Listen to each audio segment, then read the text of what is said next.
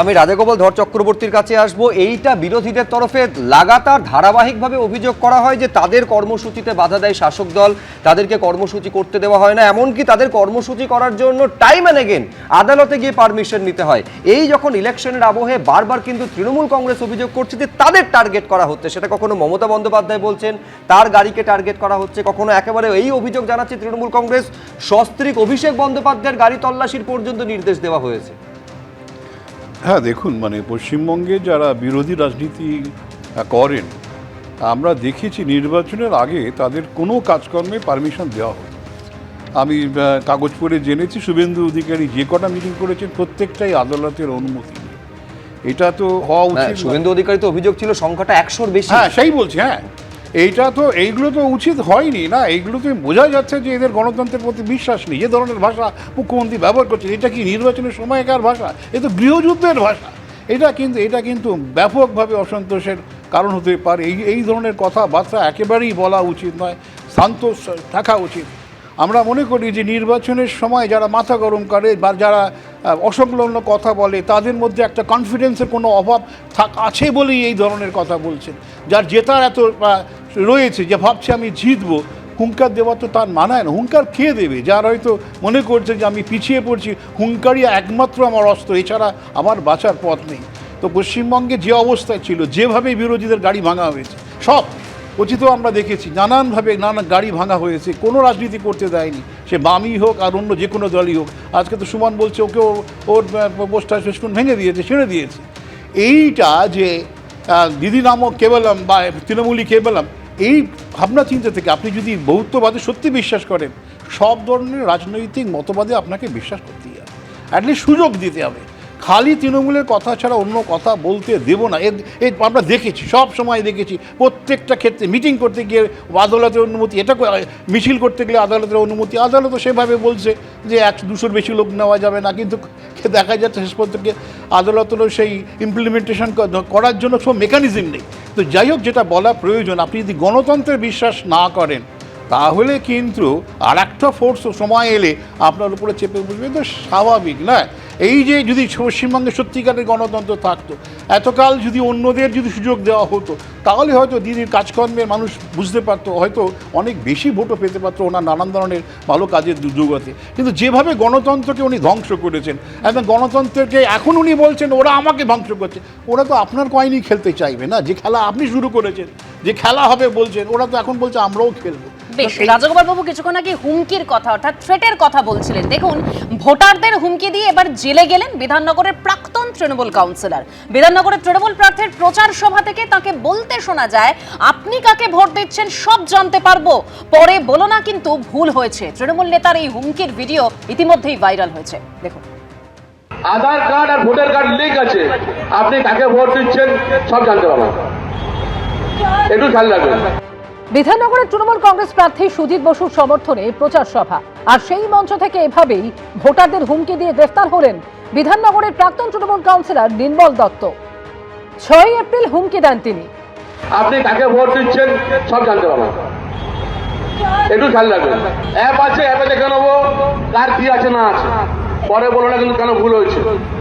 9 দিনের মাথায় বুধবার বিধাননগর দক্ষিণ থানায় তলব করে জিজ্ঞাসাবাদের পর গ্রেফতার করা হয় প্রাক্তন তৃণমূল কাউন্সিলরকে।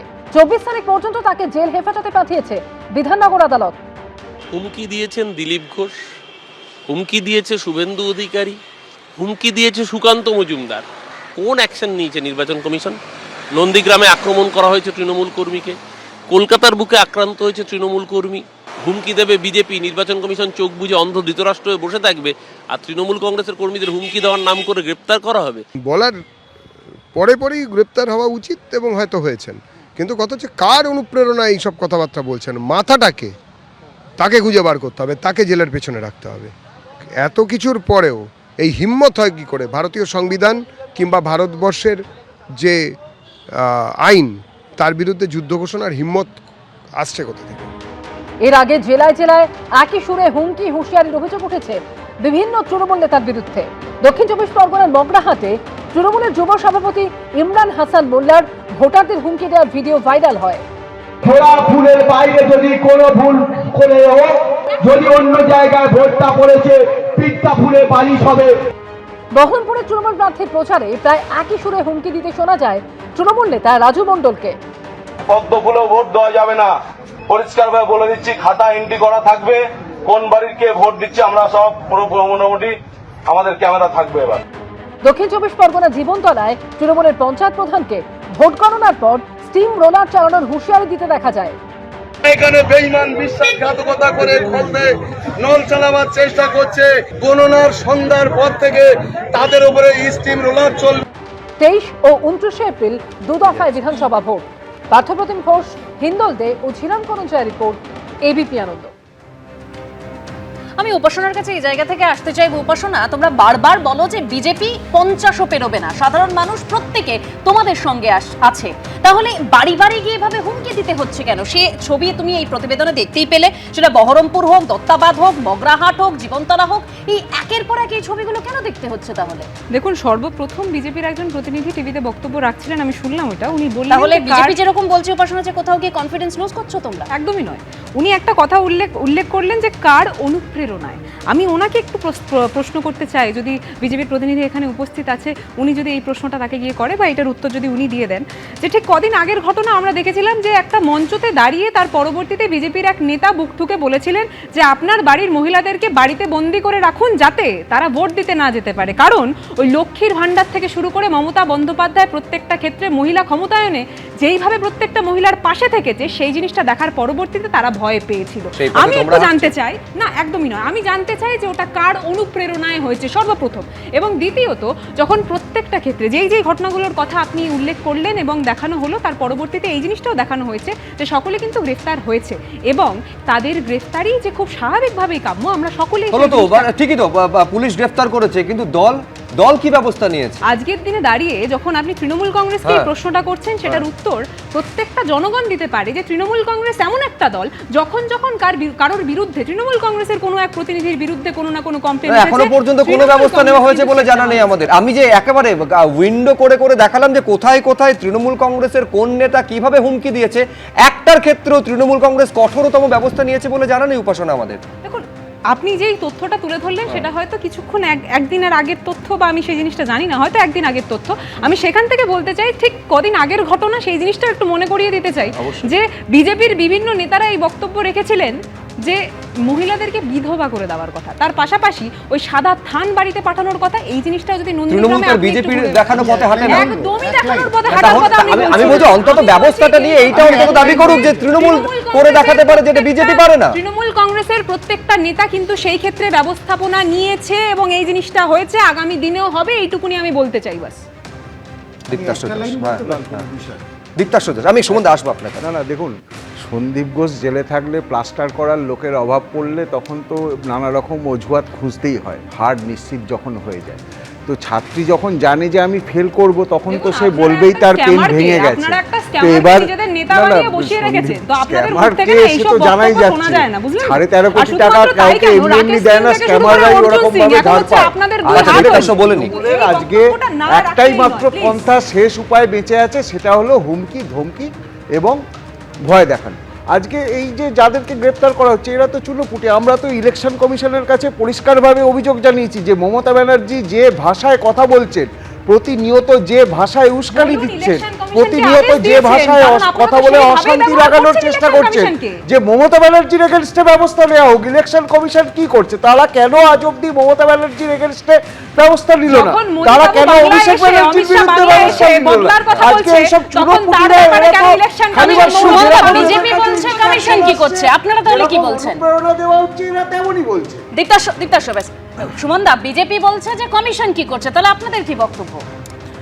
না, এটা তো সেই বিহারের থেকে আওয়াজ তুলেছিল প্রথমে রাহুল গান্ধী। তখন অবশ্য বাংলা শাসক দল চুপ ছিল, কারণ ওরা অপেক্ষা করছিল যতটা নির্বাচন এগিয়ে আসবে তখন এসআইআরকে ব্যবহার করবে। ধরুন, বিজেপি এই এসআইআর প্রক্রিয়াকে নির্বাচন কমিশনের সহযোগিতা নিয়ে সম্পূর্ণভাবে সারা ভারতবর্ষে ভোট চুরি করেছে, এতে কোনো সন্দেহ নেই। ওরা পকেটগুলোকে আইডেন্টিফাই করেছে যেখানে বিরোধীদের, আমি এখানে সামগ্রিক বিরোধীদের কথা বলছি, বিরোধীদের ভোট আছে, সেই সব জায়গায় কি করে ভোট কাটা যায় এবং বিভিন্ন ধরনের আমি কিন্তু আপনারা যখন বলছেন সুমনদাকে বলতে দিন সুমনদাকে প্লিজ। আমি দীপ্তার সঙ্গে থামালাম, সুমন রায়চৌধুরী। পুরো এসআইআর প্রক্রিয়াটাকে নির্বাচনী ফয়দার দিকে নিয়ে গেছে ভারতীয় জনতা পার্টি, যার লাভ তুলেছে বাংলার তৃণমূল কংগ্রেসও ইস্যুটাকে তুলে ধরে মানুষের সামনে।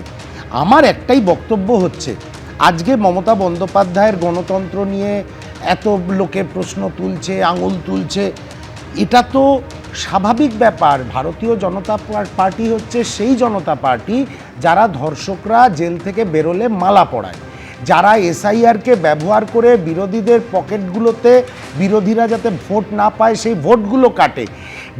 ভারতীয় জনতা পার্টি হচ্ছে সেই জনতা পার্টি যাদের আমলে ভারতীয় জনতা পার্টি এমন একটা রাজনৈতিক দল যাদের আমলে বেকারত্ব আকাশ ছোঁয়া হয়েছে এবং ভারতবর্ষটাকে, তার পরিকাঠামোটাকে কিছু কিছু শিল্পপতিদের হাতে বিক্রি করে দিয়েছে। কিন্তু বাংলার দিদি তো বদলের স্বপ্ন দেখিয়ে ক্ষমতায় এসেছিলেন কংগ্রেসের কাঁধে পা রেখে। সেই বাংলার দিদি আজকে গণতন্ত্রকে হত্যা করছেন কি করে? বিজেপির সহযোগিতা নিয়ে। এটা একটা বিরাট প্রশ্ন। বিজেপি সাম্প্রদায়িক, বিজেপি ধর্ষকদের মালা পরায়, বিজেপি বেকারত্বকে কন্ট্রোল করতে পারেনি, বিজেপি শিল্পপতিদের কাছে দেশ বিক্রি করে দিয়েছে। এটা একদম ওপেন সিক্রেট, এটা ভারতবর্ষের মানুষও জানে, বাংলার মানুষও জানে। কিন্তু বাংলার তৃণমূল কি করছে? বাংলার তৃণমূল গণতন্ত্রকে হত্যা করেছে, আজকে বাংলার ট্রেজারিকে ফাঁকা করে দিয়েছে উৎসব আর মহোৎসব করতে গিয়ে। পাড়ায় পাড়ায় তৃণমূলের নেতারা হুমকি দিচ্ছেন এই নির্বাচনের আবহাওয়াতে যে প্রচার করতে দেব না, গণতন্ত্র বলে কিছু নেই। এই হচ্ছে তৃণমূল কংগ্রেস। আমরা যদি বলি একটা কয়েনেরই দুটো রূপ তৃণমূল কংগ্রেস আর ভারতীয় জনতা পার্টি, সেখানে দোষটা কোথায়? দেখুন, সুরটা একেবারে রাহুল গান্ধী এসে বেঁধে দিয়ে গেছিলেন যে সমানভাবে দুই রাজনৈতিক দল তৃণমূল এবং বিজেপিকে এক বন্ধনীতে রেখে আক্রমণ, যেটা একেবারে কংগ্রেসের মুখপাত্র এবং প্রার্থী সেই কাজটাই করছেন। কিন্তু আমি দুজনের তৃণমূল এবং বিজেপির প্রতিনিধির কাছে ওয়ান লাইনার করে আসবো। একই প্রশ্ন, ইন্ডিয়া অ্যালায়েন্সে তৃণমূল আর কংগ্রেস দুই দল আছে না নেই? যদি না থাকে ঠিক আছে, সেটা পরিষ্কার করে বলুন, যদি থাকে সেটা পরিষ্কার করে বলুন। বাংলায় দেখুন, আবার পরিষ্কার করে বলে দিচ্ছি, এক মিনিট উপাসনা, পরিষ্কার করে বলে দিচ্ছি, বাংলায় কংগ্রেস কাকে রিপ্লেস করতে চায়? তৃণমূল কংগ্রেসকে। কাদের রাজনৈতিক পরিসর থেকে ধুয়ে মুছে সাফ করে দিতে চায়? সাম্প্রদায়িক বিজেপিকে। সেই জন্য যাহা বিজেপি তাহাই তৃণমূল আমাদের কাছে এই বাংলার মাটি।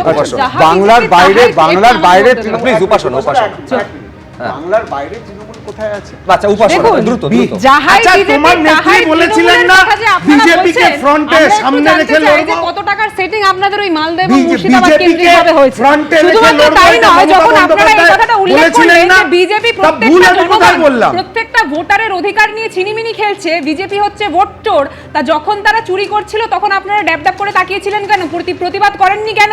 যখন তৃণমূল কংগ্রেস প্রতিবাদ করছে তখন তো কংগ্রেসকে আমরা দেখতে পাই না। দুজনেই তো ভোট চুরি করে, একজন গণতন্ত্রকে হত্যা করে, একজন নির্বাচন কমিশনকে ব্যবহার করে। দেখুন, এইসব হাস্যকর কথা বলবেন না, এইসব হাস্যকর কথা বলবেন না, কারণ আমরা প্রত্যেকটা ক্ষেত্রে দেখেছি। আজকে আপনি বসে আপনার ভাইকে বলছেন, আপনার ভাইকে বলছেন যে আপনার ভাই রাহুল গান্ধী আওয়াজ তুললো, তখন মমতা বন্দ্যোপাধ্যায় চুপ ছিলেন কেন? নববর্ষের দিনে স্টুডিওর উত্তাপ একেবারে চরমে পৌঁছেছে। এবার সেই নববর্ষের দিনে নতুন রাজ্যপাল আর রাজ্য সংঘাতও কিন্তু দেখা গেল। বাংলার যুবদের আর্জি জানাবো, ইতিবাচক হওয়ার সংকল্প করুন, পরিবর্তনের অংশ হওয়ার সংকল্প করুন। রাজ্যপাল RN রবির এই মন্তব্য উস্কে দিল নতুন বিতর্ক। আর মমতা বন্দ্যোপাধ্যায় কি বললেন দেখুন। Resolve to be part of the change. लक्ष्य है बांग्ला सबसे बड़ा घर में जिन्हें रहते हैं। বিজেপি বলছে রাজ্যে পরিবর্তন চাই। দুদিন আগেই বিজেপির সংকল্পপত্র প্রকাশ করেছেন স্বরাষ্ট্রমন্ত্রী অমিত শাহ।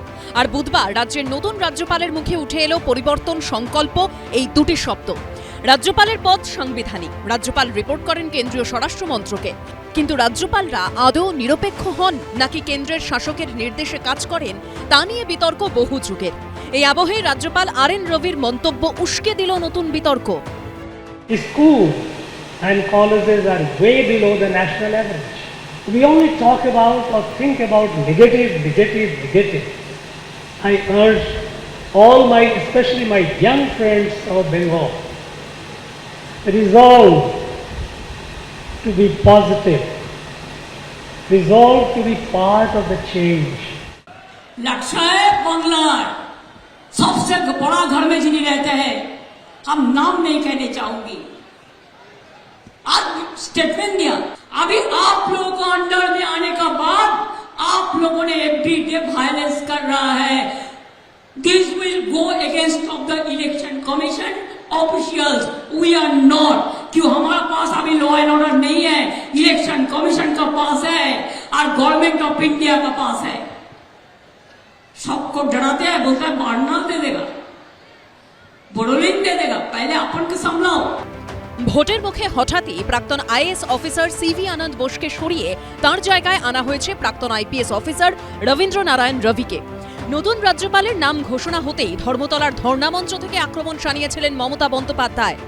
তামিলনাড়ুতে যখন তিনি ছিলেন, সুপ্রিম কোর্টে অনেক কমেন্টস তাকে শুনতে হয়েছে। তিনি কোনো কাজ করেন না বিজেপি ছাড়া, বিজেপির একেবারে প্যারেড করা ক্যাডার। বাংলায় ভোটের 1 মাস আগে কেন চেঞ্জ করলেন? কাউকে টাইম কমপ্লিট করতে দিচ্ছেন না। এরপর এবার রাজ্যপালের ইঙ্গিতপূর্ণ মন্তব্যের পর লাট সাহেব বলে আক্রমণ করলেন মমতা বন্দ্যোপাধ্যায়। রাজ্যপালও তো মানুষ, তিনি তো কোনো নির্দিষ্ট রাজনৈতিক দলের হয়ে কথা বলেননি। তিনি চেয়েছেন রাজ্যের উন্নতি, যে রাজ্যের তিনি রাজ্যপাল সেই রাজ্যের উন্নতি তিনি চাইবেন না। হাতে করি অন্যভাবে হয়নি, সেই জন্য উন্নতি চাইছেন। অন্যরকম হাতে করি হলে তো অবনতি চাইতেন, কিংবা সেরকম কেউ আশা করত। সে গুড়ে বালি। বিধানসভা ভোটের ফলাফল কি রকম হবে? কোন দল নিরঙ্কুশ সংখ্যাগরিষ্ঠতা পাবে নাকি ত্রিশঙ্কু হবে? ত্রিশঙ্কু হলে কিন্তু রাজ্যপাল কাকে সরকার গড়তে ডাকবে তা নিয়ে তার ভূমিকা অত্যন্ত গুরুত্বপূর্ণ ও তাৎপর্যপূর্ণ হয়ে উঠবে। রোমা পাল, হিন্দোল দে ও অর্ণব মুখোপাধ্যায়ের রিপোর্ট, এবিপি আনন্দ। আমি বিশ্বনাথদার কাছে যাব। বিশ্বনাথদা, অর্থাৎ নববর্ষে কিন্তু দেখা যাচ্ছে যে নতুন রাজ্যপাল বনাম রাজ্য, অর্থাৎ নতুন রাজ্যপালের সঙ্গে রাজ্যের একটা সংঘাতের জায়গা তৈরি হয়েছে। একদম মুখ্যমন্ত্রীও যে মন্তব্য করেছেন, এর আগে মুখ্যমন্ত্রী মন্তব্য করেছিলেন কিন্তু তখন RN রবি তিনি শপথ গ্রহণ করেননি।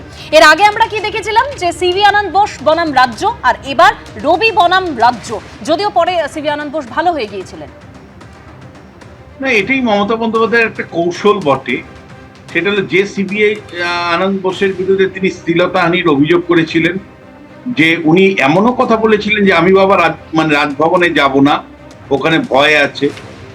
সেই সিবি আনন্দ বোসের কে কেন সরানো হচ্ছে, এবং তারপরে তিনি রাজভবনেও গেছেন, তার সাথে নানা সমীকরণ করে বিভিন্ন রাজ্যের উপাচার্য, বিভিন্ন বিশ্ববিদ্যালয়ের উপাচার্যদের নিয়োগ ও সহযোগিতা করেছে সিবি আনন্দ। একের পর এক ফাইলে সইও করেছে।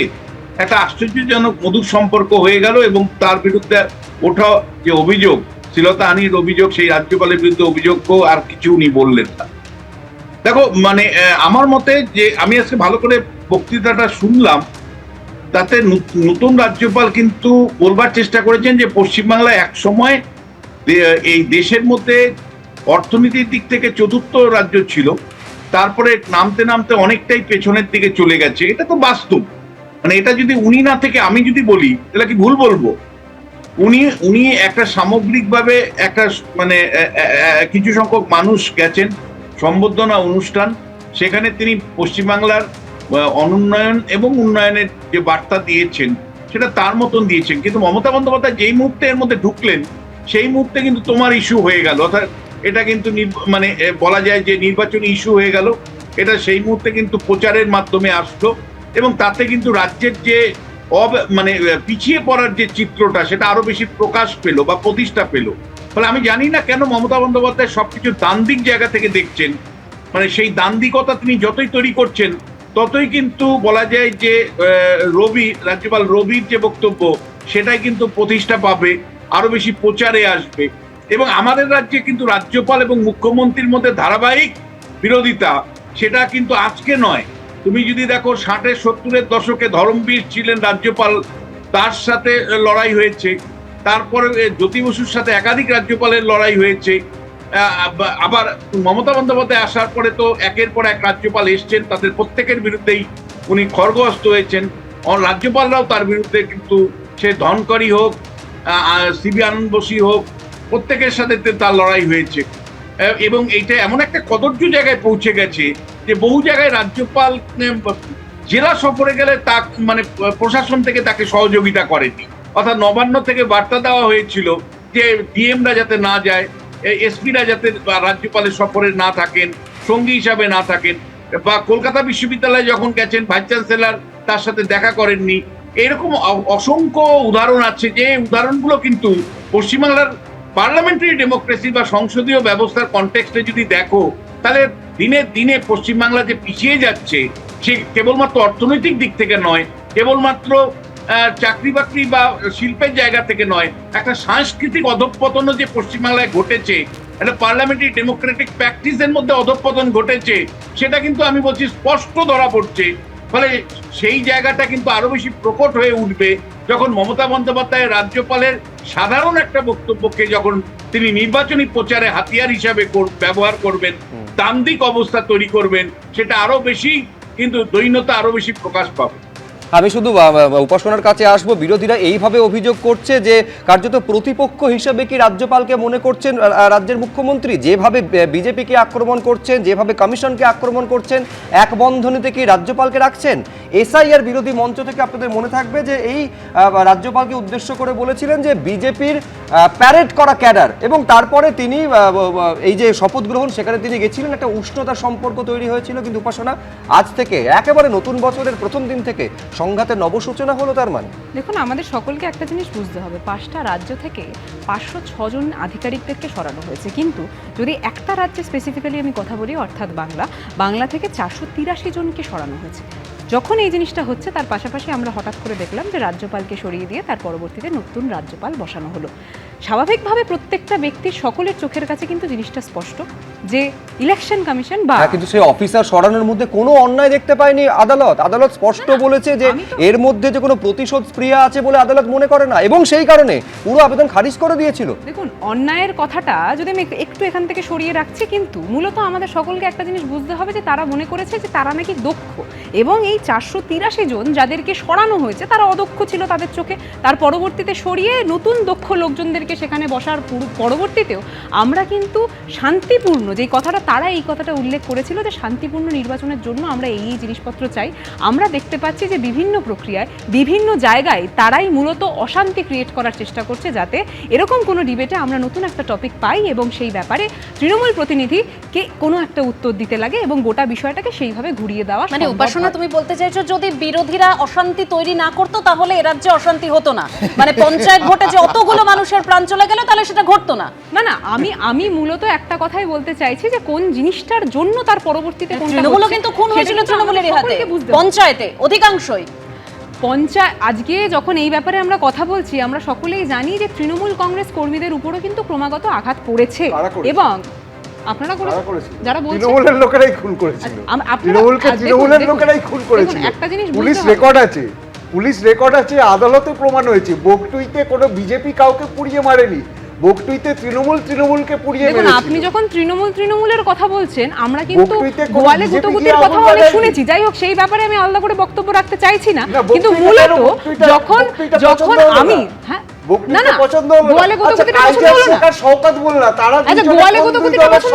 নাকি রাকেশ সিংকে যখন আপনারা প্রায় কোলে করে নিয়ে আসছেন, সেই জিনিসটা নিয়ে যখন প্রশ্ন করবো তখন সেই জিনিসটা আপনার পছন্দ হবে না, নাকি অর্জুন সিং আপনাদের সকলের চোখের সামনে এখন পুরো ক্লিন চিট? না, আমার কথাটা হচ্ছে অর্জুন সিং কি এখন ক্লিন চিট? আমি বলছি, আমি একেবারে উপাসনার কথা ধার করে বলছি, গোয়ালে গুতগুতি হোক বা জোড়া ফুলের মধ্যে কুস্তি হোক, এইটার পুরোপুরি নিয়ন্ত্রণ করার দায়িত্ব হচ্ছে পুলিশের, সেটা প্রশাসনের। অদ্ভুত ব্যাপার হচ্ছে সুমনদা, বেলডাঙ্গায় যখন এই ধরনের ঘটনা ঘটে, যখন একেবারে একটা ঘটনার প্রতিবাদে একেবারে সেখানকার বেলডাঙ্গার একজন পরিযায়ী শ্রমিককে ঝাড়খণ্ডে খুন করা হয়েছে বলে অভিযোগকে সামনে রেখে 30 ঘন্টা ধরে কার্যত আগুন জ্বলে মুর্শিদাবাদের বেলডাঙ্গার, সেই সময় পুলিশ সুপার কি বলেন? তিনি বলছেন ধৈর্যের পরীক্ষা দিচ্ছি। যেখানে অ্যাকশন নেওয়ার কথা প্রশাসনের, সেখানে প্রশাসন কার্যত পুলিশ প্রশাসন কার্যত ধৈর্যের পরীক্ষা দেয়। তারপর আপনি কাকে দোষারোপ করবেন? দেখুন, একটা কথা বলি, এই কথাগুলো মানে বারবার রিপিটেশন করতে হয়। আমি তো বলেছি, মমতা বন্দ্যোপাধ্যায় বিজেপির সহযোগিতায় এমন একটা পরিবেশ তৈরি করার চেষ্টা করছে যে ল অ্যান্ড অর্ডার ব্রেকডাউন হয়ে গেলেও সেটা যাতে নির্বাচনী ফয়দায় ব্যবহার করা যায়। সরকারি প্রকল্পগুলো যেরকম নির্বাচনী ফয়দার জন্য ব্যবহার করব, ল অ্যান্ড অর্ডার ব্রেকডাউন করলেও সেটা যাতে মেরুকরণে ব্যবহার করা যায়, ভোটটাকে পোলারাইজ করা যায়, তাতে সরকারি সম্পত্তি ধ্বংস হয় হোক, মানুষ মারা যায় মারা যাক, আমাকে ভোটে জিততে হবে, বিজেপিকে একদম ফ্রন্ট র্যাঙ্কে রাখতে হবে আর আমাকে সরকারে থাকতে হবে। এটা মমতা বন্দ্যোপাধ্যায়ের policy in cooperation with Narendra Modi. এটাই তো আমরা বারবার বলছি। এতে পশ্চিমবঙ্গের শিক্ষা, পশ্চিমবঙ্গের আইন ব্যবস্থা, পশ্চিমবঙ্গের সংস্কৃতি, পশ্চিমবঙ্গের সামগ্রিক পরিবেশ সব ধ্বংস হয়ে যাক। আমি থাকবো নবান্নের 14 তলায়, দাদা আছেন দিল্লিতে, ওদেরও কিছু জায়গা আমরা অ্যাসেম্বলিতে দিয়ে দেবো। এটা তো গোটা কেস। আগামীকালও যদি পশ্চিমবঙ্গে দুর্ভাগ্যজনকভাবে এই ধরনের কোনো ঘটনা ঘটে, দেখবেন এটা নিয়ে শুধুই রাজনীতি হবে। সেটাকে যে রেকটিফাই করব, বাংলাকে একটা সুস্থ স্বাভাবিক আইনি পরিবেশ দেব, এটা না মমতা বন্দ্যোপাধ্যায়ের ইচ্ছা আছে। আর মমতা বন্দ্যোপাধ্যায় খুব ভালো করে জানেন যে এই বিষয়ে কেন্দ্রীয় সরকার আমার বিরুদ্ধে কোনো অ্যাকশান নেবে না, কারণ কেন্দ্রীয় সরকারও চায়, ভারতীয় জনতা পার্টিও চায়, বাবা যতক্ষণ না আমার দলটা সাবালক হচ্ছে, আমার লোক তো রয়েছে মমতা বন্দ্যোপাধ্যায়। কথা বলছেন, অমিত শাহ তো বলছেন যে সেটিং হলে আমরা কি এতবার আসতাম? আরে বাপ রে বাপ, সেটিং হলে এতবার আসতেন কি না আসতেন সেটা দীর্ঘদিন ধরে বাংলার মানুষ দেখেছে এবং বাংলার মানুষ সেটা বুঝে গেছে। দেখুন, সব কিছু একটা ইমপ্লিমেন্টেশনের পিছনে তো একটা নাটক থাকে। কেন অমিত শাহ আসবেন না? ওনাদের 12 জন সাংসদ রয়েছে, 77 জন এমএলএ হয়েছে, কিছু তো 10টা 20টা 30টা তো জিততে হবে। তো তার জন্য এখন বিজেপির যা অবস্থা পশ্চিমবঙ্গে, 30টা সিট জেতাও ওনাদের জন্য খুব কঠিন, কারণ ধর্মনিরপেক্ষ প্রগতিশীল শক্তি এবং তাদের যারা সমর্থক তারা বুঝতে শিখে গেছে এবং বুঝতে পেরে গেছে যে তৃণমূল এবং ভারতীয় জনতা পার্টির মধ্যে কোনো তফাৎ নেই। মমতা বন্দ্যোপাধ্যায় অপকর্ম করবে, তার প্রশাসন অপকর্ম করবে, নরেন্দ্র মোদী বসে বসে সেটাকে সমর্থন করবে। বাংলার মানুষ বুঝে গেছে, তাই এখন অমিত শাহকেও বারবার আসতে হচ্ছে মেরুকরণ করার জন্যে, মমতা বন্দ্যোপাধ্যায়কেও স্টেজ থেকে হুঙ্কার ছাড়তে হচ্ছে মেরুকরণ করার জন্যে। মাঝখান থেকে মরছে কারা? যারা বাঙালিত্ব, বাংলার জাতীয়তাবোধ, জাতীয়তাবাদে বিশ্বাস করেন, রবীন্দ্র নজরুলকে বিশ্বাস করেন, সেই সমষ্টিটা আক্রান্ত হচ্ছে। এবং ষাটগাঁট কারা করে রয়েছে এই তৃণমূল কংগ্রেস আর ভারতীয় জনতা পার্টি। বেশ, একেবারে মূল বিষয় হচ্ছে যে এর মধ্যে রাজায় রাজায় লড়াই হয় আর উলুখাগড়ার প্রাণ যায়। ঠিক যেমনভাবে এই রাজনৈতিক যুদ্ধের পরিস্থিতির মধ্যে আজকে ডিএ মামলা, সরকারি কর্মচারীদের যে বকেয়া ডিএ, যেটা মিটিয়ে দেওয়ার নির্দেশ একেবারে সর্বোচ্চ আদালত দিয়েছিল, তা নিয়ে শুনানি হলো এবং সেখানে তার আগে এই মামলায় শুনানিতে রাজ্য সরকারের তরফে দাবি করা হলো যে ডিএর জন্য 6,000 কোটি টাকা বরাদ্দ করা হয়েছে, যার মধ্যে 4,700 কোটি টাকা ইতিমধ্যেই দিয়ে দেওয়া হয়েছে। অন্যদিকে রাজ্য সরকারি কর্মচারী সংগঠনের তরফ থেকে অভিযোগ করা হলো যে সম্পূর্ণ মিথ্যাচার করছে রাজ্য সরকার। দেখুন, বিধানসভা ভোটের ফল ঘোষণার পর হবে ডিএ মামলার শুনানি। বুধবার মামলাকারীদের অভিযোগের মুখে রাজ্য সরকার সুপ্রিম কোর্টে দাবি করল ডিএর জন্য বরাদ্দ করা হয়েছে 6,000 কোটি টাকা, এর মধ্যে 4,700 কোটি টাকা ইতিমধ্যেই দেওয়া হয়ে গেছে। পাল্টা আন্দোলনকারী সরকারি কর্মচারীদের দাবি হিসেবে কারচুপি করা হয়েছে। এটা সত্য কথা, কর্মচারীরা কিছু টাকা পেয়েছে কিন্তু রায় অনুযায়ী পায়নি। গত 15ই মার্চ বিধানসভা ভোটের দিনক্ষণ ঘোষণার দিন মমতা বন্দ্যোপাধ্যায় বকেয়া ডিএর কিছুটা অংশ দেওয়ার কথা ঘোষণা করলেও রাজ্য সরকারি কর্মচারীদের একাংশের দাবি সুপ্রিম কোর্টের নির্দেশ মেনে বকেয়া ডিএ দেওয়া হয়নি। যারা টাকা পেয়েছেন তাদের অনেকেরই হিসেব মিলছে না। এখানে হিসেবের একটি ব্যাপক কারচুপি করা হয়েছে এবং আমরা আজকে সুপ্রিম কোর্টে এই ব্যাপারটাই তুলে ধরতে চেয়েছিলাম যে আদৌ 25% দেয়নি। এরই মধ্যে ফের সুপ্রিম কোর্টে দ্বারস্থ হন আন্দোলনকারী রাজ্য সরকারি কর্মচারীদের সংগঠন। সেই মামলায় বুধবার রাজ্য সরকারের আইনজীবী কপিল সিব্বল আদালতে দাবি করেন তারা কমিটির সুপারিশগুলি মেনেছেন। বকেয়া ডিএর জন্য 6,000 কোটি টাকা বরাদ্দ হয়েছে, তার মধ্যে 4,700 কোটির বেশি ইতিমধ্যেই দেওয়া হয়েছে। যাদের রেকর্ড রয়েছে তাদের সবাইকে ডিএ দেওয়া হয়েছে। বাকিদের সম্পর্কে তথ্য নিয়ে টাকা দিতে বলেছে কমিটি। 42,000 কোটি টাকা যেখানে খরচ হবে বলে মাত্র 6,000 কোটি টাকা খরচা করে তারা আর কিছু দেবেই না। আসল কথা, মূল কথা যে সরকার এখানে এন্ড করলো, কারণ সরকারের চারিদিক দিয়ে যেটা শুনছি দেউলিয়া হয়ে গেছে। মামলাকারীদের আইনজীবী বিকাশ রঞ্জন ভট্টাচার্য বলেন, অনেক বর্তমান এবং অবসরপ্রাপ্ত কর্মচারী এখনও বর্ধিত ডিএ পাননি। যে হারে ডিএ পাওয়ার কথা সেই হারে ডিএ মেলেনি। ভারতীয় জনতা পার্টি সরকার এলে বকেয়া ডিএ দেওয়া থেকে শুরু করে সপ্তম পে কমিশন কার্যকর করবে আগামীর বিজেপি সরকার। বিজেপির সমস্যা হচ্ছে, বিজেপি এতদিন বলতো রাজ্য সরকার ডিএ দিতে গড়িমসি করছে। সেই রাজ্য সরকার যখন ডিএ দেওয়ার সিদ্ধান্ত নিয়েছে, তখন এদের ফেস সেভিংয়ের জন্য আর কোনো উপায় নেই মার্কেটে এই ধরনের অপপ্রচার করা ছাড়া। আগামী 6 তারিখ মে মাসে শুনানি হবে, তখন দুধ কা দুধ পানি কা পানি হবে। 4 মে বিধানসভা ভোটের রেজাল্ট বেরোবে। 6 মে ডিএ মামলার পরবর্তী শুনানি। সৌভিক মজুমদার, বিজেন্দ্র সিংহ, হিন্দোল দে, এবিপি আনন্দ। আমাদের সঙ্গে সংগ্রামী যৌথ মঞ্চের সদস্য সুবীর সাহা রয়েছেন। সুবীর বাবু, রাজ্য একেবারে যেটা স্পষ্ট করে বলছে যে সুপ্রিম কোর্টের নির্দেশ মেনে, কমিটির সুপারিশ মেনে 6,000 কোটি টাকা বরাদ্দ করা হয়েছে, তার মধ্যে প্রায় 5,000 কোটি টাকা রাজ্য দিয়ে দিয়েছে। তো সেক্ষেত্রে আপনাদের আপত্তিটা কোথায়? সম্পূর্ণ রাজ্য সরকার বরাবর মতো মিথ্যা কথা বলছে। সুপ্রিম কোর্ট এরম ধরনের কোনো কথা বলেনি।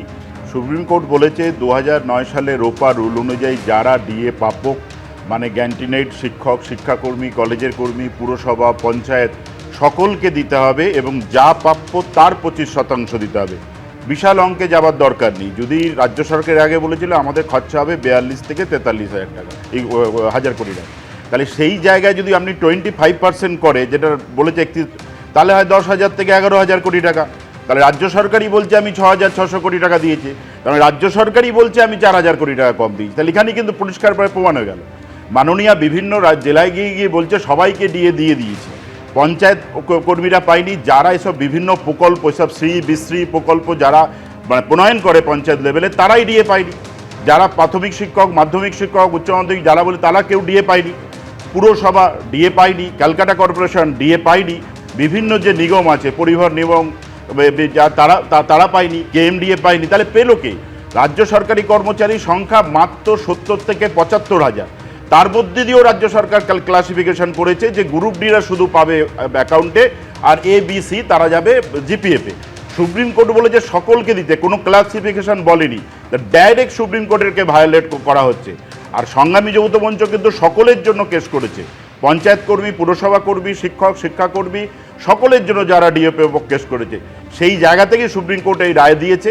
এবং আরও চালাকির বিষয় হচ্ছে যে আজকে হিয়ারিং ছিল, তার 2 দিন আগে মাত্র বিভিন্ন কাগজ জমা দিয়েছে। আজকে জাজ বলেছে যে আমাদের সময়, তাদের তো জিনিসটা পড়তে হবে, এই জন্য কিন্তু আজকে হিয়ারিংটা হলো না। এবং 29 তারিখে হিয়ারিং দিয়েছিল, কিন্তু যেহেতু 29 তারিখে আমাদের রাজ্যের ভোট, তাই 6 তারিখে করে। তা 6 তারিখ পর্যন্ত যাবে না, আগামী 23 তারিখে এবং 29 তারিখে যে ভোট আছে, রাজ্য সরকারি কর্মী, শিক্ষাকর্মী বা শিক্ষকরা তারা তাদের গণতান্ত্রিক অধিকার যেই আছে, 23 আর 29 তারিখে রাজ্য সরকারকে রায়টা দিয়ে দেবে যে ডিএ কি করতে পারে কর্মচারী শিক্ষকরা, সেটা সংগ্রামী যৌথ মঞ্চ বুঝিয়ে দেবে। আমি উপাসনার কাছে আসবো, যেটা এর আগে রাজ্যের তরফে সুপ্রিম কোর্টে দাঁড়িয়ে অঙ্কটা বলা হয়েছিল প্রায় 40,000 কোটি টাকা, যেটা এই আন্দোলনকারীদের বক্তব্য বা যারা কোর্টে মুভ করেছেন তাদের যেটা বক্তব্য, 40,000 কোটি টাকা যেটা প্রাপ্য তার 25% ইমিডিয়েট দিয়ে দিতে হবে। তার মানে ইমিডিয়েট দিতে হবে 10,000 কোটি টাকা। সেই জায়গায় রাজ্য বরাদ্দ করছে কত? 6,000 কোটি। এই 6,000 কোটির মধ্যে 4,700 কোটি টাকা দেওয়া হচ্ছে। এক, দ্বিতীয়ত কারা সেই টাকা পাবে তার মধ্যে একটা বিভাজন রাজ্য সরকার করছে, এবং তৃতীয়ত যে হারে তাদের পাওয়ার কথা সেই হারে তারা পাচ্ছে না। অর্থাৎ বিভিন্ন দিক থেকে একেবারে সরকারি কর্মচারীদের যেটা অভিযোগ উপাসনা, সেটা হচ্ছে প্রতারণা করা হয়েছে। সুপ্রিম কোর্টের নির্দেশ তো মানাই হয়নি, উল্টে তাদের সঙ্গে প্রতারণা করা হয়েছে। দেখুন, ব্যাপারটা হচ্ছে যে সুপ্রিম কোর্ট যে রায়টা দিয়েছে সেই জিনিসটা কিন্তু আমরা অক্ষরে অক্ষরে যতটা আমাদের দিক থেকে সম্ভব আমরা কিন্তু সেই ক্ষেত্রে করেছি এবং আগামী দিনেও করব। এইটুকুনি তৃণমূল প্রতিনিধি হয়ে আমার অন্তত বক্তব্যটা স্পষ্ট। এবার যে কথাটা আপনারা বলছেন, আমি একটা কথা একদম স্পষ্টভাবে বলতে চাই যে সুপ্রিম কোর্টের কোনো একটা রায়, কোনো একজন বিশেষ ব্যক্তি যদি একটা বড় সংখ্যক গ্রুপকে নিজেদের দিকে করার জন্য তার পরবর্তীতে বিকৃত করে তাদের সামনে পেশ করার চেষ্টা করে, সেটা কিন্তু ভুল। আর হ্যাঁ, তার পাশাপাশি এই জিনিসটাও বলতে বাধ্য হব যে এত সংখ্যক যে ডিএ কেন্দ্রিক যেই রাজনীতিটা এখন তোলা হচ্ছে, আমরা প্রত্যেকে জানি যে সুপ্রিম কোর্ট যে ভার্ডিক্টটা দেবে এবং যেই ডেটটা ফিক্স হয়েছে অর্থাৎ 6 তারিখের কথা উল্লেখ হলো, সেই 6 তারিখে যেই সিদ্ধান্ত গ্রহণ করা হবে স্বাভাবিকভাবে আমাদের কেন্দ্রিক রাজনীতি বলতে মানে তুমি এইটা বলতে চাচ্ছো এর মধ্যেও রাজনীতি রয়েছে? দেখুন, ব্যাপারটা হচ্ছে ইলেকশনের আগে সব বিষয়ের মধ্যেই রাজনীতি ঘুলে দেওয়ার চেষ্টা হচ্ছে, এই জিনিসটা তো অত্যন্ত স্পষ্ট। তো তার মধ্যে এই কথাটা বলতে বাধ্য হচ্ছে যারা ডিএ, এই যখন ডিএর কথাটা বলছে এটা তো স্বাভাবিকভাবে মানুষের প্রাপ্য, সেই মানুষরা তো সেখানে উপস্থিত হচ্ছে। যখনই যেখানে মানুষ আছে সেখানে কিন্তু রাজনীতির উপস্থিতি খুব স্বাভাবিকভাবেই রয়েছে। এবার তোমরা মানছো এটা প্রাপ্য ওদের, সরকারি কর্মচারীদের এই টাকাটা বকেয়া ডিএটা তাদের প্রাপ্য? দেখুন আমার কথাটা হচ্ছে যে প্রাপ্যর কথাটা আপনি উল্লেখ করলেন, ঠিক সমানভাবে এই জিনিসটা আমি তোমার উল্লেখ করেছিলে বলে আমি উল্লেখ করলাম। প্রাপ্য অবশ্যই দেখুন, যখন তাহলে এত বছর ধরে দেওয়া হয়নি কেন? 10 বছর ধরে যাতে দেওয়া না হয় তার জন্য একের পর এক মামলা রাজ্য সরকারের তরফে, কখনো হাইকোর্ট, কখনো সুপ্রিম কোর্ট, কখনো অ্যাপিলেট ট্রাইব্যুনালে কেন করা হয়েছিল? দাদা যখন একটা কথা বলছেন, উনি স্ত্রী বিস্ত্রীর কথা বললেন, খুব স্বাভাবিকভাবে বুঝতে পারলাম যে প্রকল্পের কথাগুলোই উনি উল্লেখ করলেন। ওনাকে জাস্ট একটা কথা বলতে চাই যে আমাদের মধ্যে শুধুমাত্র স্ত্রী রয়েছে, বিস্ত্রীর কোনো ব্যাপার নেই। আর হ্যাঁ, যে যখন বকেয়া টাকার কথা বলছি, যখন ডিএর কথাও বলছি, তখন কিন্তু সমানভাবে যে জিনিসটা দিয়ে আমি শুরু করলাম, যে অর্থাৎ কেন্দ্রের তরফ থেকে একটা বড় শতাংশ টাকা যে জায়গাটা আটকে রাখা হয়েছে, তার পরবর্তীতে সবকিছু আপনারা বলতে চাইছেন আবাস যোজনার টাকা দিয়ে দিয়ে দেন। আবাস যোজনার টাকার কথা তো আমি কিন্তু কোন টাকা আটকেছে? আপনারা বলছেন আবাস যোজনাটা, আবাস যোজনাটা হবে না তো। আর রাজনীতির কথা বলছেন, 16 সাল থেকে ডিএ মামলা চলছে, তার হঠাৎ তো এর মধ্যে বহু ভোট এসছে। আর যদি বলেন রাজনীতি, মাননীয় এই রাজনীতি করেছেন, যেই দিনকে ইলেকশনের নোটিফিকেশন বেরোবার কথা তার 1 ঘন্টা আগে উনি তার এক্স হ্যান্ডেলে বলেছেন যে আমরা দিয়ে দেবো। তার কদিন আগে সুপ্রিম কোর্টে বলেছে আমরা ডিসেম্বরে গিয়ে দিয়ে দেবো। রাজ্য সরকার বলছে ডিসেম্বরে গিয়ে হলফনামায় বলছে কিছুদিন আগে, আর যেনকে নোটিফিকেশন বেরোবে তার 1 ঘন্টাকে মাননীয় এক্স হ্যান্ডেলে প্রকাশ করছে যে আমরা দিয়ে দেবো। কেন রাজ্য সরকার সেই নোটিফিকেশন করলো না? এবং পরে কেন ব্যাক ডেটে গিয়ে নোটিফিকেশন? রাজনীতিটা তো মাননীয় করছেন। আমরা সরকারি কর্মচারী, আমরা শিক্ষক শিক্ষাকর্মী 16 সাল থেকে এই মামলা করছি। এই 10 বছরে বহু ভোট গেছে, তা রাজনীতি প্রশ্ন আসছে কেন? আমি যদি আমার হকের টাকা চাই, সেটা রাজনীতি না। আপনার হকের টাকা চাওয়াটা কিন্তু রাজনীতি হিসাবে আমি উল্লেখ করছি না, কিন্তু আমার কথাটা হচ্ছে যে সময় সাপেক্ষিক কথাটা আপনি উল্লেখ করলেন এবং সেই সময়ের মধ্যে উপাসনা এটা হকের টাকা মানছো? দেখুন, ডিএ তো স্বাভাবিকভাবে যে একটা প্রক্রিয়া, প্রত্যেকটা ব্যক্তির একটা অধিকার রয়েছে সমানভাবে। যে প্রক্রিয়াটাই এতদিন পর্যন্ত কেন হলো না, এটা নিয়ে সত্যি একটা প্রশ্ন থেকে যায়। মানে কোথাও গিয়ে দাঁড়াচ্ছে যদি সুপ্রিম কোর্ট এইটা না বলতো তাহলে হয়তো ডিএটা দেওয়া হতো না। মানে না, সুপ্রিম কোর্টের বলার আগে যেটা দাঁড়াচ্ছে, সুপ্রিম কোর্টের বলার আগে কিন্তু মাননীয় যে কথাটা উনি উল্লেখ করলেন, মাননীয় কিন্তু খুব স্বাভাবিকভাবে টুইটার হ্যান্ডেলে পোস্ট করে দিয়েছে। আপনি ভুল তথ্য দিচ্ছেন। 5 ফেব্রুয়ারি সুপ্রিম কোর্ট বলেছে। সুপ্রিম কোর্ট বলার পর তারপরে যেদিন ইলেকশনের নির্ঘণ্ট ঘোষণা হবে, ঘোষণা হওয়ার 55 মিনিট আগে পোস্ট করেন সোশ্যাল মিডিয়ায় তৃণমূল নেত্রী মমতা বন্দ্যোপাধ্যায়। আর তার কয়েকদিন আগে লিখিত হলফনামায় বলেছিলেন ডিসেম্বরে 26। আমি এখান থেকে বিশ্বনাথ দার কাছে যাব। অর্থাৎ বিশ্বনাথ দা, ভোট সত্যি যে গুরুত্বপূর্ণ সেটা বোঝা যাচ্ছে প্রতিটা মুহূর্তে, যে যে ডিএ কে আগে ঐচ্ছিক বলা হতো এটা অধিকার নয়, সেই ডিএ এখন হকের টাকা, এখন অধিকার হয়ে যাচ্ছে। তাই নয়, একসময় মুখ্যমন্ত্রী বলেছিলেন ঘেউ ঘেউ করবেন না, কুকুরের সাথে তুলনা করেছিলেন কর্মচারীদের। এখন সুপ্রিম কোর্টের ঠেলাতে উনি কিছুটা নরম হয়েছেন, কিন্তু তারপরেও আমি তোমায় বলবো, এখানে সুপ্রিম কোর্টের যে রায়টা এসছে তারপরে 3 ধরনের ডিসক্রিমিনেশন উনি করেছেন।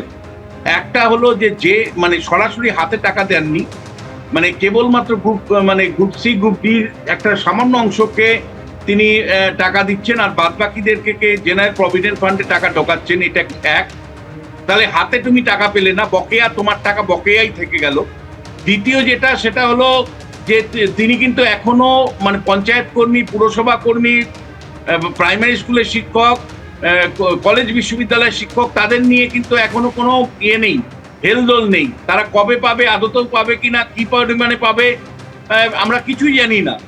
দ্বিতীয় যেটা, সেটা হলো এ মাসে তারই ঘোষণা অনুসারে, মানে বাজেটে যেটা ঘোষণা করেছিল চলতি বছরের ডিএ 4%, তাতে কিন্তু এখনো কলেজ বিশ্ববিদ্যালয় স্কুল তারা মানে কোনো অর্ডার পায়নি, বা এই মানে তারা কি মানে আদতেও এই মাসের শেষে ডিএ পাবে কিনা কিছু জানে না। 4% ডিএ, আমি জানি না এখানে সরকারি কর্মচারী ইউনিয়নের থেকে আছেন, তারা বলতে পারবেন যে সরকারে অসম্ভবে যারা চাকরি করেন তারা পেয়েছেন কিনা চলতি মাসের 4% ডিএর অর্ডার, বা তাদের বেতনের সাথে এর পরের মাসে যে বেতন পাবেন তার সাথে 4% যুক্ত হবে কিনা।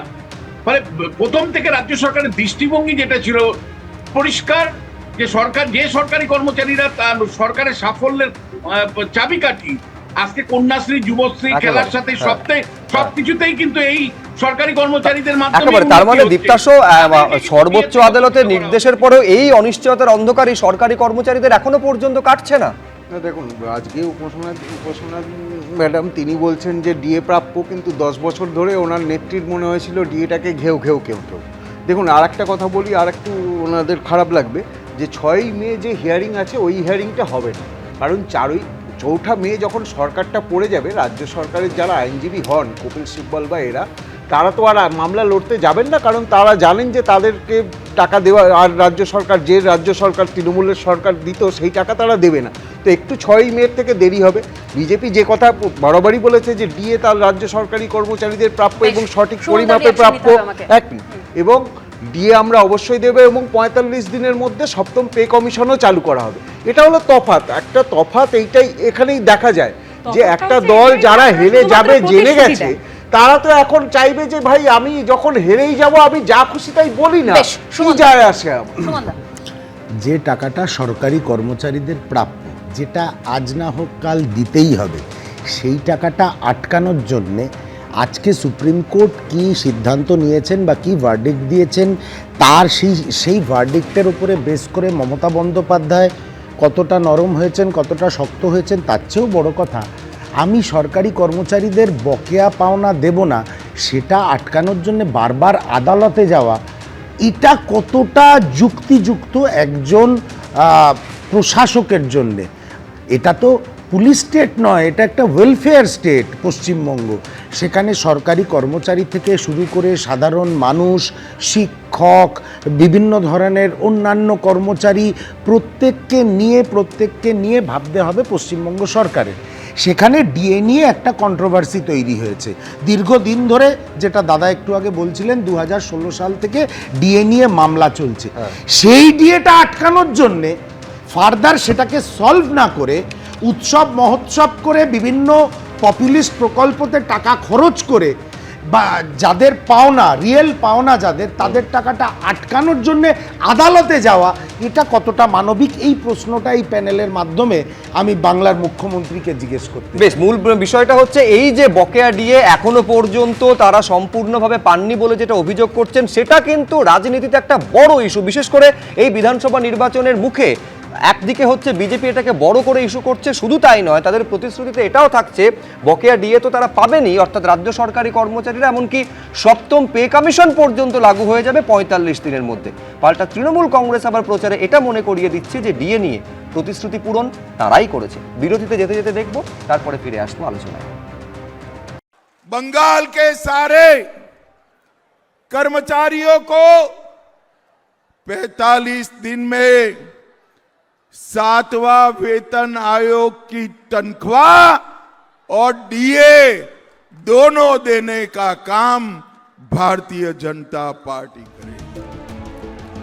আন্দোলনকারী রাজ্য সরকারি কর্মচারীদের দাবি, সুপ্রিম কোর্টের নির্দেশ মেনে বকেয়া ডিএ দেওয়া হয়নি। পাল্টা সুপ্রিম কোর্টে বুধবার রাজ্য সরকার দাবি করল ডিএর জন্য বরাদ্দ করা হয়েছে 6,000 কোটি টাকা। এর মধ্যে 4,700 কোটি টাকা ইতিমধ্যে দেওয়া হয়ে গেছে। আর এসবেরই মধ্যে ফের একবার ডিএ ও 7ম পে কমিশন নিয়ে নিজেদের প্রতিশ্রুতির কথা মনে করিয়ে দিল বিজেপি সরকার ক্ষমতায় এলেই ডিএ পূরণ থেকে 7ম পে কমিশন কার্যকরী হবে। বুধবার রাজগঞ্জের সভা থেকে আশ্বাস দিলেন অমিত শাহ। बंगाल के सारे कर्मचारियों को 45 दिन में 7वां वेतन आयोग की तनख्वाह और डीए दोनों देने का काम भारतीय जनता पार्टी करेगी। বিজেপি চেষ্টা করে দেখেছে, কিন্তু বিজেপি প্রতিবারই প্রত্যাখ্যাত হয়েছে। মুখ্যমন্ত্রী যেহেতু ডিএর ঘোষণা করে দিয়েছেন, তার নিজের অফিসিয়াল সোশ্যাল মিডিয়া হ্যান্ডেল থেকেও আপনারা দেখেছেন, নির্বাচন ঘোষণা করার আগেই মুখ্যমন্ত্রী সেই ঘোষণা করে দিয়েছেন। তার ফলে বিজেপির হাতে যে শেষ অস্ত্র ছিল, যেটাকে পলিটিক্যালি ইউজ করতে পারতো, সেই অস্ত্রটাও বিজেপির হাত থেকে চলে গিয়েছে। সেই জায়গায় দাঁড়িয়ে রাজনৈতিক দেউলিয়াপনার নিদর্শন এই ধরনের সস্তার অবাস্তব অভিযোগ, এই অভিযোগের কোনো সারবত্তা নেই। গত সপ্তাহে ভোটের প্রচারে এসে 7ম পে কমিশনের প্রতিশ্রুতি দিয়েছিলেন প্রধানমন্ত্রী। आप कमल छाप पर बटन दबाइए, बीजेपी सरकार बनते ही यहां 7th पे कमीशन लागू करवाएंगे। পাল্টা ডিএ দিয়ে প্রতিশ্রুতি পূরণের কথা মনে করিয়ে দিয়েছিলেন মমতা বন্দ্যোপাধ্যায়। সরকারি কর্মচারীদের স্বাস্থ্য স্কিম আলাদা আছে। 25% দিয়ে সরকারি কর্মচারীরা পেয়েছেন, শিক্ষক শিক্ষিকারাও পাবেন। 4 মে ভোটের রেজাল্ট আর ডিএ মামলার শুনানি তার দুদিন পর অর্থাৎ 6 মে। রাজা চট্টোপাধ্যায় ও ছিলাম করঞ্জয়, রিপোর্ট এবিপি আনন্দ। আমি এখান থেকে রাজাগোপাল বাবুর কাছে যাব। রাজাগোপাল বাবু, এই যে সরকারি কর্মীদের ক্ষোভ, এটা আলটিমেটলি কাকে ডিভিডেন্ড দেবে?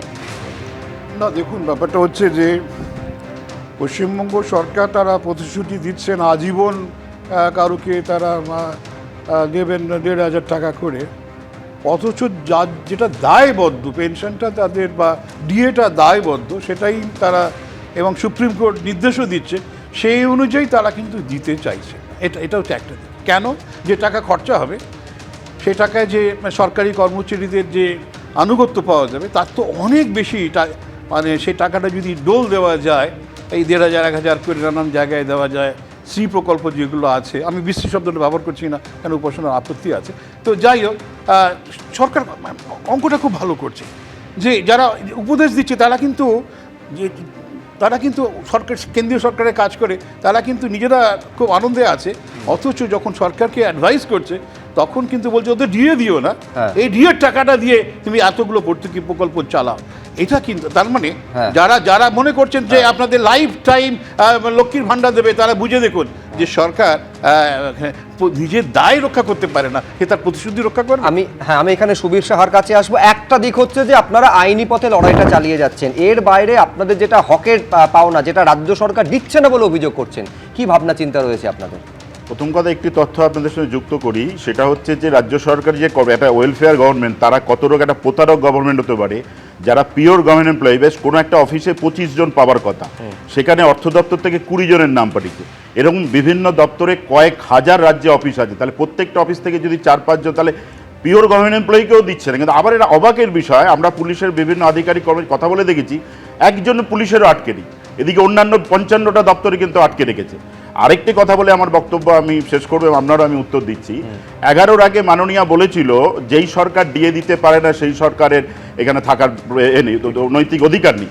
আরও একটা কথা বলেছিলেন, বামফ্রন্ট সরকার 27 মাসের বকেয়া আমাদের রোপায় রেখেছিলেন, উনি বলেছিলেন এসে ফেরত দেবো। 27 মাসের তো বকেয়া দেয়নি, উল্টে 2019 সালে যে বকেয়া ওনার দেওয়ার কথা ছিল 48 মাসের ওই বকেয়া রেখেছে। আমরা এই নিয়ে অলরেডি রাস্তায় 3 বছর ধরে আছি, আমরা অনশন করেছি, রিসেন্ট স্ট্রাইক করেছি। একটি কথাই বলতে চাই যে কে সরকারে এলো কে সরকারে গেল আমাদের জানার দরকার নেই। সংগ্রামী যৌথ মঞ্চ ডিএর সাথে সরকারের এগেইনস্টে লড়াই করছে। দেখুন, ব্যাপারটা হচ্ছে যে কেন্দ্র ডিএ নির্ধারণ করলেও রাজ্য নিজস্ব সামর্থ্য অনুসারে যে ডিএ প্রদান করে, এই উদাহরণটা কিন্তু শুধুমাত্র বাংলার জন্য একা নয়। আমরা সকলে জানি যে হিমাচল, কর্ণাটকা, মণিপুর, মেঘালয়, নাগাল্যান্ড, ত্রিপুরা, মিজোরাম, এরকম মহারাষ্ট্র, এরকম বহু উদাহরণ রয়েছে। এবং যেই কথাটা উনি বললেন যে যেই লড়াইটা উনি করছেন, যখন স্বাভাবিকভাবে তার লড়াইটার কথা আমরা সকলে বুঝতে পারছি, কিন্তু সমানভাবে এই প্রশ্নটা যখন বারবার রাজ্যর প্রকল্প কেন্দ্রিকভাবে যুক্ত করা হচ্ছে, সেইখানে আমার প্রশ্নটা স্বাভাবিকভাবে বিজেপির প্রতিনিধির কাছে থাকে যে যখন সত্যি তো তারা তো গলা মেলাচ্ছেন ওনাদের। আমি বলছি অন্য রাজ্যের ক্ষেত্রে কোথাও এইভাবে 10 বছর ধরে হকের টাকা আদায়ের জন্য, পাওনা আদায়ের জন্য আন্দোলন করতে হয়েছে, একেবারে সরকারের ক্ষোভের মুখে পড়তে হয়েছে, আক্রমণের মুখে পড়তে হয়েছে, এমনকি আদালতে পর্যন্ত সরকার তাদের যাতে দিতে না হয় তার জন্য বারে বারে গিয়েছে। এটা অন্য কোন রাজ্যে দেখা গিয়েছে উপাসনা? 15 বছরের প্রাপ্য রাজ্যের টাকাটা আমি বিজেপিতে, মানে অর্থাৎ কেন্দ্রে যারা এখনো বসে আছে, আমি তাদেরকে অনুরোধ করব যে ওই জিনিসটা যাতে তার মানে কেন্দ্রের দেখানো পথে এই রাজ্যে সরকার হাঁটছে, এটাই বলতে চাইছি কি উপাসনা? এটা বলতে চাইছি না, মূলত কথাটা হচ্ছে যে একটা বড় সংখ্যক টাকা কেউ আটকে রাখলো, তার পরবর্তীতে তার চোখের জল উনি প্রকাশ করছে, ওটা কুমিরের চোখের জল। সুবিধার কাছে আমার দুটো প্রশ্ন আছে। সুবিধা, এই ডিএ আন্দোলনে আমার যতদূর মনে পড়ে একবার পুলিশ লাঠি চালিয়েছিল, ঠিক না? আমরা যে যতবারই রাস্তায় নেমেছি আমাদের বিভিন্ন টর্চারিং করা হয়েছে আমাদের, এবং আমাদের অ্যারেস্ট করা হয়েছে, আমাদের সাসপেন্ড করা হয়েছে, ট্রান্সফার করা হয়েছে। ডিএ নিচ্ছে, মানে আমাকে খোদ দার্জিলিং আজকে সেই পুলিশরা ডিএ নেবে, আজকে সেই পুলিশরাই ডিএ নেবে। আচ্ছা, তৃণমূলেরও সরকারি কর্মচারী ইউনিয়ন আছে, তারা কি বলেছে একবারও যে তারা ডিএ নেবে না? বলেনি। আজকে উপাসনায় যে কটা রাজ্যের উদাহরণ দিলেন, প্রত্যেকটা রাজ্যের ডিএর হার কিন্তু পশ্চিমবাংলার থেকে বেশি, এবং কোনো রাজ্যে কেউ বলেনি যে ডিএটা ঘেউ ঘেউ কেউ কেউ মেউ। ঠিকই আমি বলছি, এই রাজ্যে তো এই ছবিও দেখা গিয়েছে সুমনদা, যে মেলা খেলা থেকে শুরু করে একেবারে পুজোয় ক্লাবগুলোকে 1,10,000 টাকা, সেক্ষেত্রে কোনো এই অভিযোগ তো বারে বারে ওঠে, আপনারাও তোলেন যে সেখানে টাকার কোনো তখন কমতি হয় না, শুধু যাবতীয় সমস্যা তৈরি হয় সরকারি কর্মচারীদের হকের টাকা দেওয়ার ক্ষেত্রে। মাননীয় বলেছেন আবার মুন্ডু কেটে নিল দিয়ে দেবো। সুমন রায়চৌধুরী, বিষয়টা হচ্ছে রাজ্য সরকারি কর্মচারীদের বকেয়া টাকা দিলে সেইভাবে রাজনৈতিকভাবে তাদের ব্যবহার করা যাবে না, কিন্তু মেলা খেলা এবং ক্লাবগুলোকে টাকা দিয়ে পেটোয়া করে ফেলতে পারলে নির্বাচনের দিন এই অসহায়, আমি তাদের অসহায়ই বলবো, কারণ এখানে বেকারত্ব এমন একটা সীমায় গেছে, এখানে সিন্ডিকেট হচ্ছে অল্টারনেট সোর্স অফ এমপ্লয়মেন্ট। এই রাজ্যে এই ক্লাব খেলা মেলা এদের করায়ত্ত করতে পারলে নির্বাচনী নিঃসন্দেহে আমাদের 6 তারিখে শুনানিতে কি হচ্ছে সেদিকে নজর থাকবে, এবং এই রাজনীতির যুদ্ধে বিধানসভা নির্বাচনে এইটা কত বড় ফ্যাক্টর হচ্ছে, সেটা কতটা ডিভিডেন্ড কাকে 4 তারিখে দিচ্ছে, সেটা তো সময়ের সঙ্গে সঙ্গে পরিষ্কার হয়ে যাবে। আপাতত আলোচনা এই পর্যন্ত। অন্যান্য খবরের জন্য আপনাদের নজর থাকুন এবিপি।